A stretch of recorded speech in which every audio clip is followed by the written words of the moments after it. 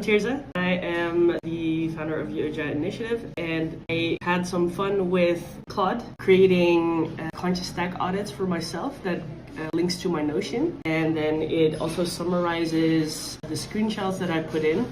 It summarizes what I am currently not overusing, using too much, and what I need to change, and it's very direct. So I created a skill called the Conscious Stack Audit. Nice. And I just put a picture in. It analyzes the amount of hours that I spent on apps, the productive hours, and also the passive scroll. As you can see, the passive scroll has been intense.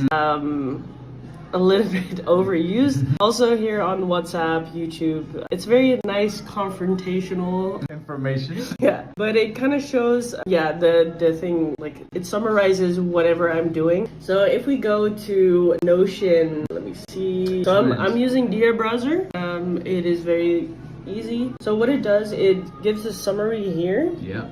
And it just shows a short summary of the key actions, the top time drains, and also what, compared to the last week, what it has been. Yes. So then also here it shows the business priority apps that I need to be focusing on, and also the daily average. Love it. So here it also shows on what I need to invest more. Here generally ChatGPT, I need to invest more, should be 3 to 4 hours. Basically I'm using Claude now more than ChatGPT. Yeah. But I do still have a lot of information on ChatGPT as well. Here are also the key actions. It says that WhatsApp, I need to batch that instead of wasting so much time on WhatsApp. Kind of just minimize that and also focus more on CapCut as well. Yes. Because I do a lot of video editing and I do love video editing, so I need to be focused, maybe shift my focus towards video editing. Here it also shows the top time drain. Yep. I have a tendency to doom scroll, so I think that's a very good reminder of, okay, if I really want to become more productive, where does my shift need to go to? And then I compare every week I'll just put in what my Conscious Stack Audit is. But what it does, I have